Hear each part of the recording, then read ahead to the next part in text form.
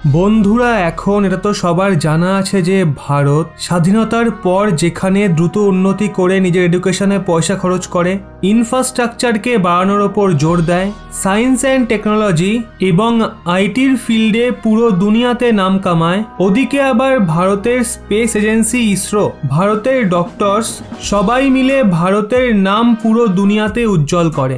আর মাত্র 70 থেকে 72 বছর আগে স্বাধীন হওয়া ভারত আজ অনেক ক্ষেত্রে আমেরিকা ও রাশিয়াকে টেক্কা দিচ্ছে। ওদিকে পাকিস্তান, যে কোনো এক সময় ভারতের অংশ ছিল আর ভারতের সঙ্গেই স্বাধীন হয়েছিল, সে আজও তার ওখান থেকে টেরোরিস্ট এক্সপোর্ট করায় মেতে রয়েছে। পাকিস্তানের মিনিস্টার বলেন, স্পেস এজেন্সিতে পয়সা খরচ করা মানে পয়সা বরবাদ করা। ওপরে মহাকাশে তো এলিয়েন রয়েছে, ওখানে গিয়ে কি হবে? শুধু তাই নয়, প্রতিটা ক্ষেত্রে পাকিস্তানের এমন খারাপ অবস্থা হয়েছে যে 1971 সালে পাকিস্তানের থেকেই স্বাধীন হওয়া বাংলাদেশ আজ তারই আগে চলে গেছে। এই জন্য পাকিস্তানকে তো আগে নেপাল, বাংলাদেশ আর শ্রীলঙ্কার সঙ্গে কম্পিট করতে হবে, আর তারপর ভারতের সঙ্গে টক্কর নেওয়ার কথা ভাবতে হবে। কিন্তু তাও অনেক পাকিস্তানি মানুষ যারা থার্ড ওয়ার্ল্ডে থাকে, তারা মনে করে ভারত তাদের বরাবর, তাদের দেশের থেকে বেশি উন্নত নয়।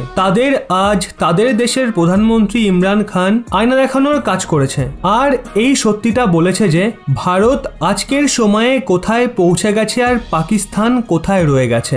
আসলে the Times of India, news X, Republic news network, Dawn এবং আরো কিছু বড় বড় মিডিয়া হাউসের তরফ থেকে এই মিডিয়া রিপোর্ট সামনে বেরিয়ে আসছে যে ইমরান খান পাকিস্তানের জনতাদের সামনে মেনে নেয় যে ভারত পাকিস্তানের থেকে অনেক ডেভেলপড দেশ হয়ে গেছে, যেখানে পাকিস্তান একটা গরিব দেশ হয়েই থেকে গেছে। রিপোর্টের মতে ইমরান খান তা জনতাদের সম্বন্ধিত করে বলে, 50-55 বছর আগে দুনিয়া পাকিস্তানকে ডেভেলপমেন্টের একটা উদাহরণ মনে করত, মানে বিকাশের উদাহরণ স্বরূপ পাকিস্তানের নাম নেওয়া হতো। উনি বলেন, আমাদের দেশ পাকিস্তানের ওই সময় পুরো দুনিয়াতে একটা স্ট্যাটাস ছিল।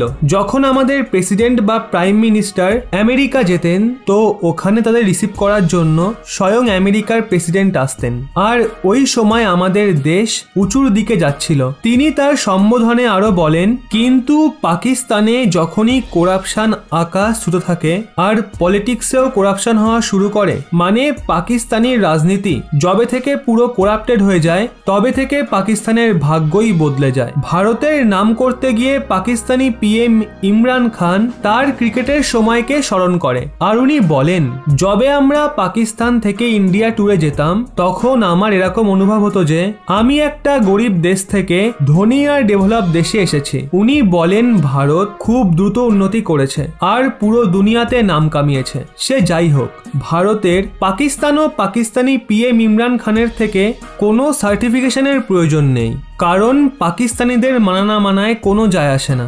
ভারতের নাম আজ পুরো দুনিয়াতে জলজল করছে। ওদিকে যারা পাকিস্তানের সঙ্গে ভারতের তুলনা করে, তাদের এরকমটা করে ভারতকে অপমান করা উচিত নয়। কোথায় পাকিস্তান আর কোথায় ভারত? আজ করোনা মহামারীর দরুন যেখানে ভারত WHO কোভ্যাক্স চ্যারিটি প্রোগ্রামে গরিব দেশগুলোকে ফ্রিতে ভ্যাকসিন দিচ্ছে, সেখানে পাকিস্তান ওই গরিব দেশের লাইনে দাঁড়িয়ে রয়েছে, যে ভারতীয় ভ্যাকসিনের জন্য অপেক্ষা করছে।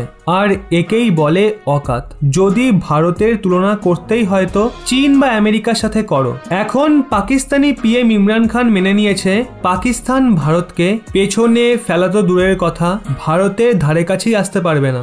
এক্ষেত্রে আপনার কি মনে হয়, পাকিস্তানের সঙ্গে ভারতের তুলনা করা কি যুক্তিযুক্ত? অবশ্যই নিচে কমেন্টে জানান, এবং এরকমই ব্যাক টু ব্যাক আপডেট পেতে রহস্য বাংলা এই চ্যানেলটি সাবস্ক্রাইব করে পাশের বেল আইকনটি অল করে রাখুন।